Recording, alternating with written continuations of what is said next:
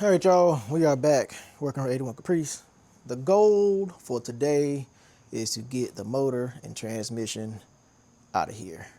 We do have the 330,000 mile 5.3 4L60E here. The transmission, I didn't do anything to it. The filter, the drain pan, and everything is actually right here. I figured it'll be easy enough to do it in the car when the time comes. The fluid in the transmission is bright red, doesn't smell burnt, so it'll be good to go for now. But yeah, right now, I'm getting everything removed so that we can get this engine out. So I'm about to disconnect all of the coolant hoses, any associated wiring. I'm going to get the carburetor off. I have a carburetor plate that I'm going to put on the intake. And then we will get this motor and transmission out of here. I need to get up under the bottom. I need to take the drive shaft loose, take the transmission cross member loose and out. And then we can start pulling this joker out. So I'll be back when it is time to start taking the important stuff loose. Of course, it wants to start raining. It just started raining. And of course, the car needs to be about 1.5 feet back further for me not to get wet. But guess what? I don't even care. I got this time allotted. I got about 2 hours before it get dark. Let's go ahead and get this motor out.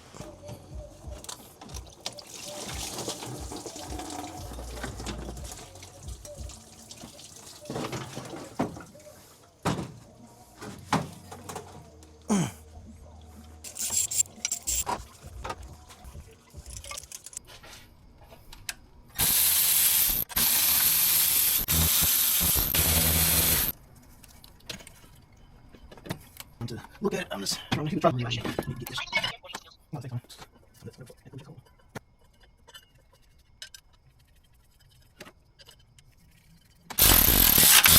It's been a minute. So, of course, got the carb, the intake manifold plate on. I got the exhaust off. I got the transmission cross member off. Got the drive shaft out. I got the rest of the exhaust off. I got the clutch fan and the clutch fan shroud off. So the only thing right now I need to do, oh, and I got the wiring off and the brake booster vacuum hose off. So the only thing left to do now is the engine bolts, and the driver's side engine bolt is located on the front. The passenger side one is on the rear. So I'm going to go ahead and get the hoist off the trailer, hook it up, and then get the engine bolts out, and then we should be ready to get this motor out of here. Alright, so I guess my engine hoist is just a hair bit too short. So it's looking like I'm going to have to take the front clip off.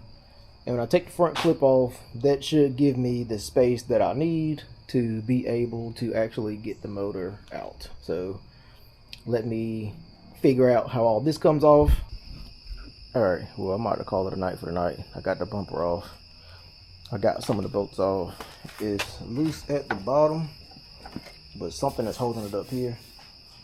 And I got the bolts in the middle by the hood latch. And I got the little bolts for the supports right there. So I'm gonna watch a video on how to get the front clip off.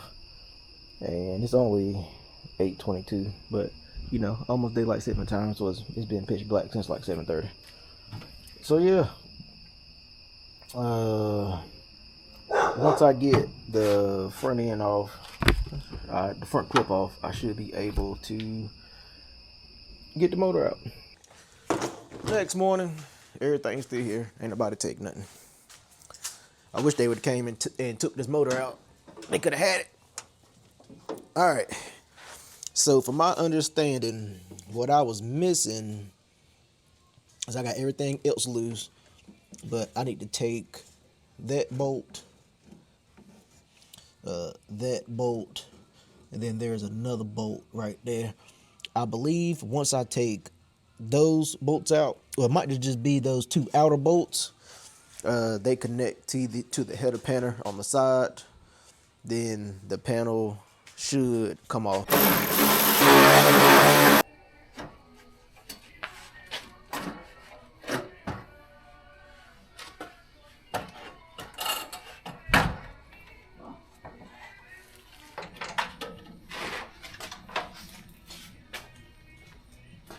So now with the front end off, let's see if I can actually make it to the motor now.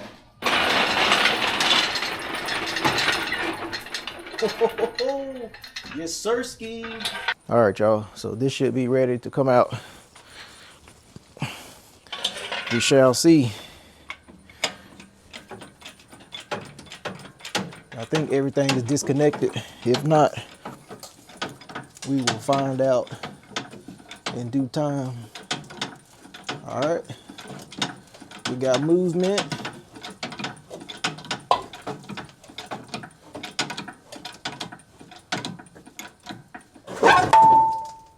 All right, let me remove the jack.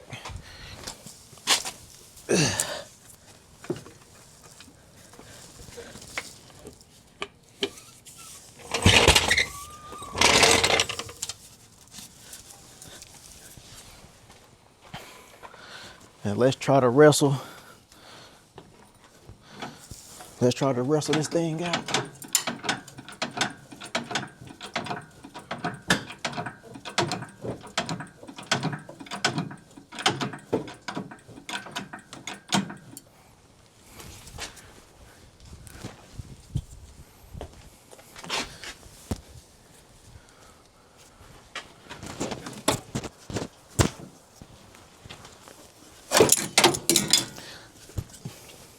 Oh, that stupid exhaust pipe.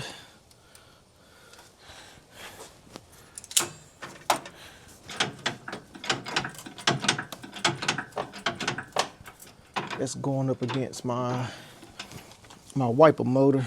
So this exhaust pipe on this side is hitting the front cross member. So let me see what I can do about that real quick.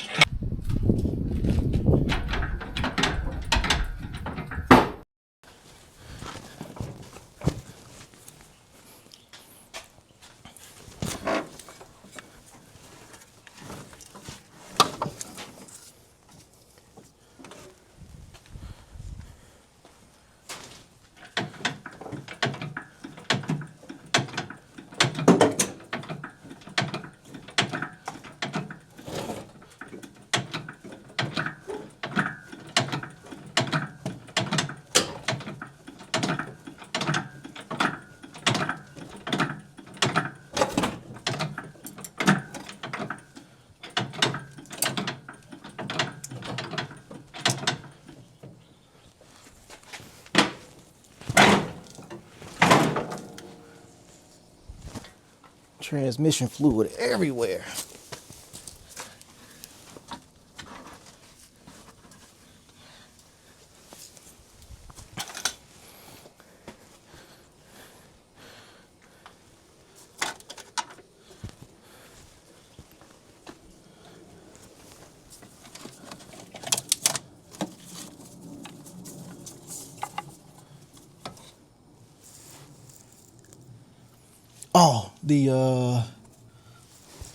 Oh, the shift linkage.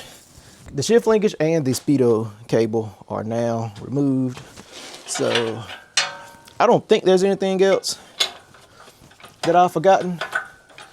And I did get that exhaust pipe off as well. So now it should be easy peasy, lemon squeezy, I would assume, to get this pulled out. I don't know if there's any grounds anywhere. I didn't see any. But just because I didn't see it doesn't mean they're not there. Like, I literally saw no grounds at all.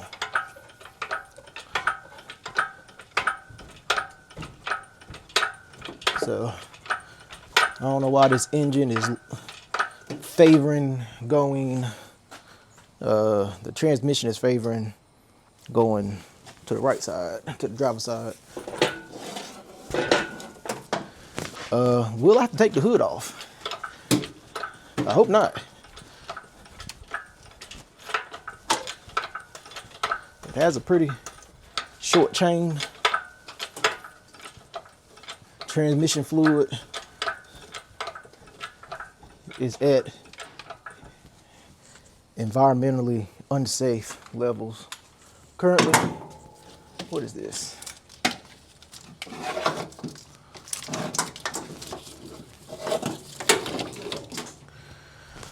All right.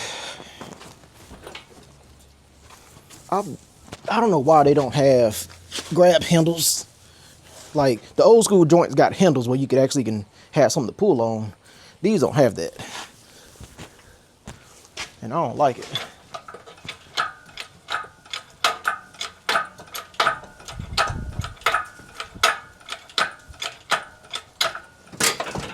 Oh, what was that? Something was hanging on.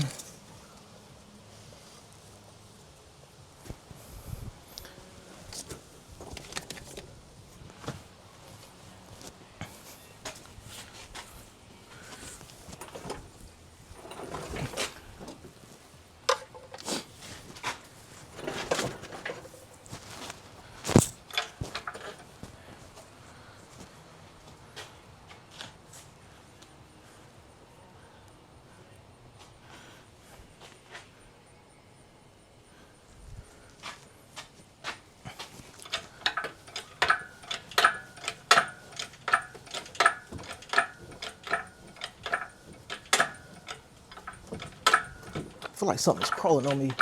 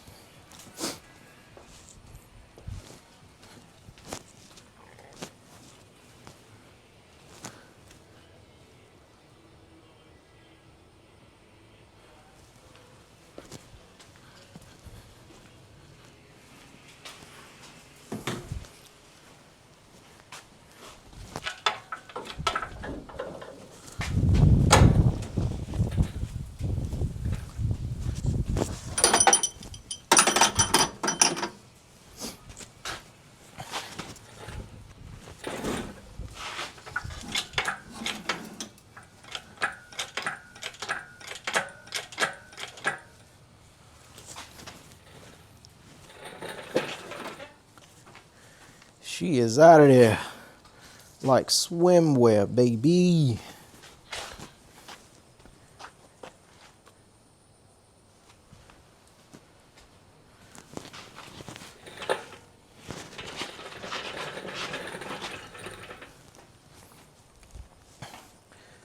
She is out of there.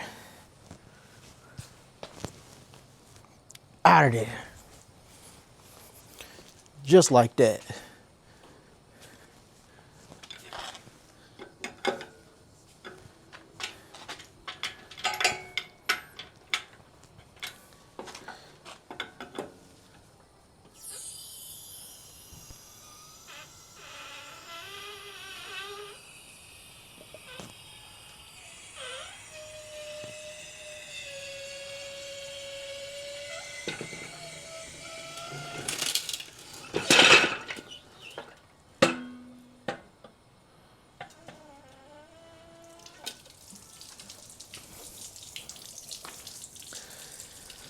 Oh, this thing is just hazmat central. Just transmission fluid, everything. But she is out of there like swimwear.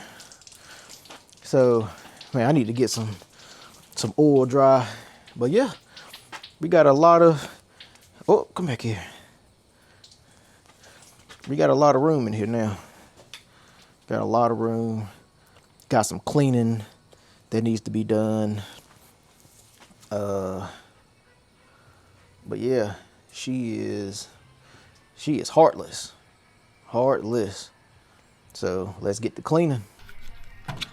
All right, y'all. I'm about to catch about 15 hand cramps, but I got a lot of stuff cleaned out of the engine bay. So yeah, once it's time to spray or go to the ER, whichever one comes first, I'll be back. I might pass out from the fumes. Jesus. All right, if I don't come back, you know what happened. All right, my camera was acting stupid and wasn't charging. But yeah, got the engine bay. You know, I'm not gonna say cleaned, but it's cleaner than what it was, with less grease and grime and dirt than what it was before we started. I did find out that yeah, they welded the engine mounts on to the subframe on both sides. Yeah, I can promise you that this little 305 did not have enough power to have the necessity to weld the motor mounts. So yeah, now I'm going to have fun because I did not bring my charger and both my batteries are dead for my porter cable joint. So yeah, now I got to spend time tomorrow trying to grind and unweld those motor mounts so that I can actually bolt the new motor mounts on. So I'm gonna have to go and get some more cutting disc to prepare for this mess here. So yeah, that's going on my list of things that I did not plan on. I did not plan to see the mounts welded to the subframe. Yeah. So yeah. Oh, and I did verify with the numbers on the block that this is a 5 liter, so it's a 305. It's a GM 5.0 LG. So the G means that it is an 80 to 85 2-bolt main engine. So it's a 305 2-bolt main. And I haven't looked into the transmission, but I'm sure it's probably a TH350, more than likely. So yeah, $100. Somebody can come get it out. Oh, look at that! I think the real bolt on the intake manifold is loose. But you know, I think with all that RTV they got on there, I'm sure it's sealing, you know, just fine. Day 3, we back. So the main objective this morning, so we can get the new motor mounts on, is to cut the old motor mounts off.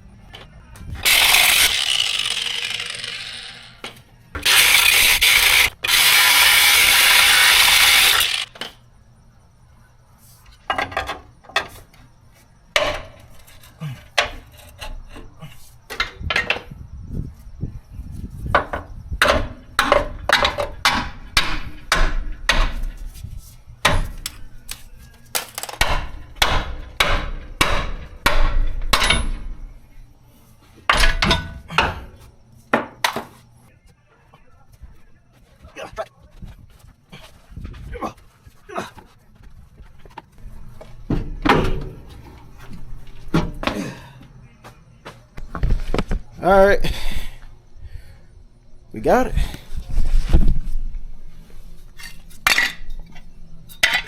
This is why shops charge so much money, because you might run into stuff like this. I'm waiting on my batteries to charge. So while this going on, I'm going to go ahead and get my Amazon adapter plates mounted up. I'm going to put them in the stock position, which will be the first position, which will be all the way back. So I'm gonna go ahead and get that mounted up on the block, and I'll be back. Oh, and I did paint the factory clamshells.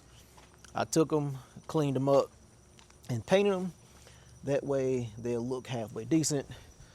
And while I had the front clip off, I went ahead and just painted behind here. That way, when the front clip goes back on, of course, I won't be able to get to it, and it'll look halfway decent.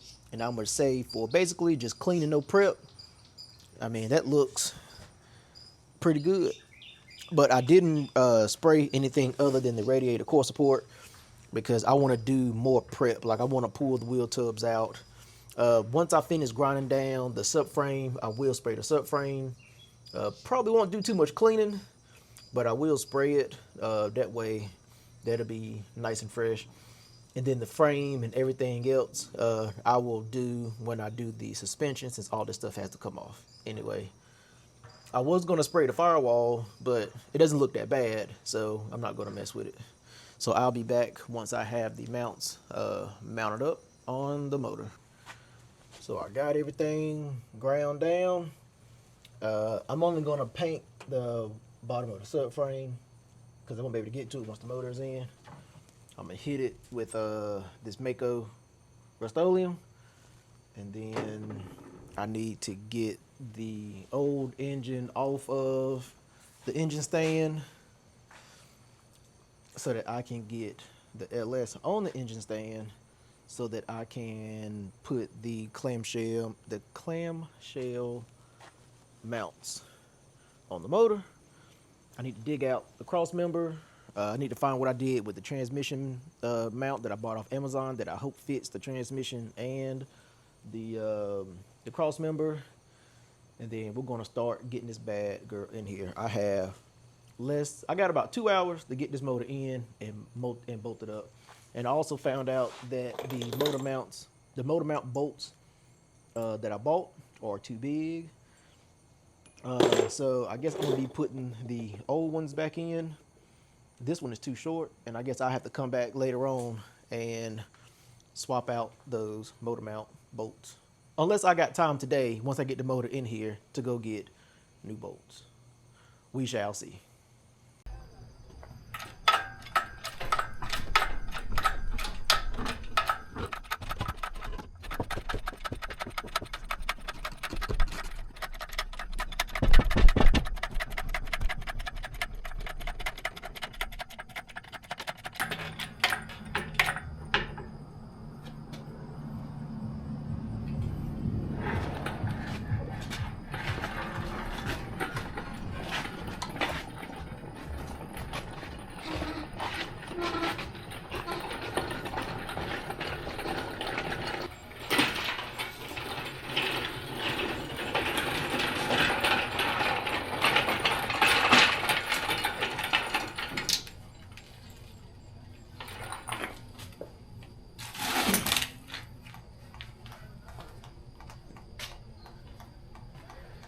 All right, I'm gonna end it here for this video. Next video will be getting it dropped in and getting it bolted up. Think, build, enjoy. Peace.